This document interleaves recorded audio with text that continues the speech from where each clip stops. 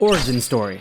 Every hero has a beginning to their adventure, although some are more circumstantial than others, from radioactive spider bites to an alien from a far-off planet landing on Earth and being raised as a human, which happens a lot. Regardless of the means, a hero needs some kind of inciting incident that forces them to take action. Their body moves on its own, and that's when they act to help someone else. It's in those moments we see what makes a true hero, and that's someone who is willing to help others in moments of need. Villain. This is the main force standing against the hero. The villain stands in opposition to the hero's goals and can often act as their foil. The hero wears red, so the villain is in blue. The hero works with a team, and the villain backstabs his henchmen, etc. What makes a good villain rests on how well the audience understands their perspective. A hero is admirable for not giving up in the face of adversity, but sometimes it's good for us to see that a villain could have been a hero if things had played out differently. Hero's journey. This is the 12-stage plot structure that comprises most heroes' stories. It was popularized by Joseph Campbell in his work, The Hero with a Thousand Faces. Now, while this monomyth is a useful writing device, not every hero needs to follow it exactly. We can use it as a frame of reference to see what point in development our heroes are in. Maybe they lack a good revelation.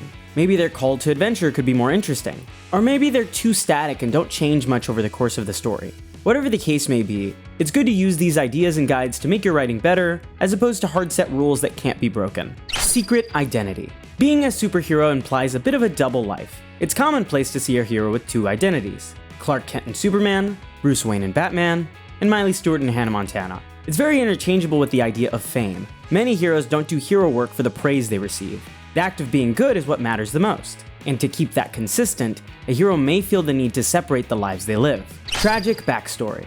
Along with the origin story, there's usually some kind of tragic inciting event that happens during the hero's life. Whether that's losing a mentor or a lover, it's something that significantly shapes the arc of where the heroes end up, especially if it happens early on. It does seem that the usual understanding is that being close to a superhero is quite the hazard, and places everyone they know at risk, which is another reason for their secret identity. Superpowers. The abilities of a superhero can range pretty widely, but usually, if they have something, it's from the stock set of superpowers. Those being flying, super strength, mind reading, super speed, elemental control, telekinesis, or energy control. Essentially, anything they've ever given Superman. Superpowers, and really any power system, in a story can be a selling point on what makes it unique or interesting. The more the audience understands about the system, the better it works as a narrative device. It's a cheap tactic to give an ability to a character without it being foreshadowed, or explained properly to the audience. Superpowers should generally not be treated as a deus ex machina. If a situation the hero is placed in has a solution that the audience couldn't have predicted, that's an example of poor writing. Moral code. This is the ethical system a hero uses to function in society, and some even try to resolve things without violence. However, that's a bit uncommon. The morality of a hero ultimately is what makes them what they are. It's the fact that they won't budge on their core principles even when it might be beneficial for them or those around them. However, a loose moral code doesn't necessarily make you a villain. It would definitely place you closer to an anti-hero though. Costume. The colorful, sometimes spandex, apparel of the hero is a part of their identity. Arguably, as much as their powers are. The look of a costume not only works as iconography, but it can show character growth, especially if it changes over time. The aesthetics of a hero can reflect overcoming inner struggle, or a change in affiliation, like working in a hero team. Hero team. Crime fighting doesn't need to be done alone, and in many cases, there's several superheroes who are joining in the fight. While a hero team may consist of heavy hitters and household names, they sometimes can be lined with characters who seem to be a lot less reputable by comparison. Although, there's only so much you can do when your teammates are literal gods. Sidekick. In addition to the hero team is having your own personal teammate, usually a younger character who the hero teaches how to fight crime.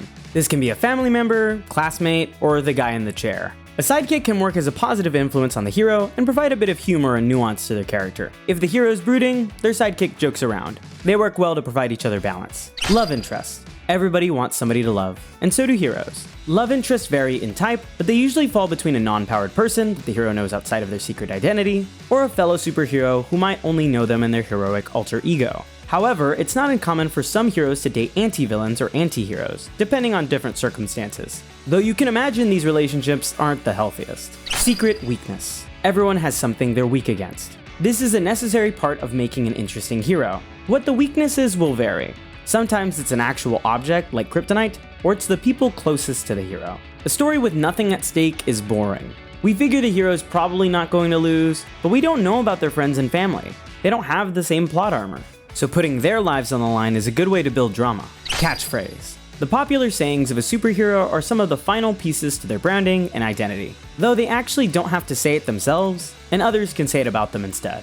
Just to test this idea, finish these phrases. With great power comes, it's a bird, it's a plane, and Avengers. Words hold power, and these phrases capture part of the essence of each of their respective heroes. Corruption. In some cases, a weakness can come from a source or event that corrupts the hero. The fallen hero is a common trope that shows the mental strength that is necessary to want to be a hero, and do good in a world that keeps knocking you down. Usually, this corruption is not permanent, but its effects can linger as a reminder to the hero long after.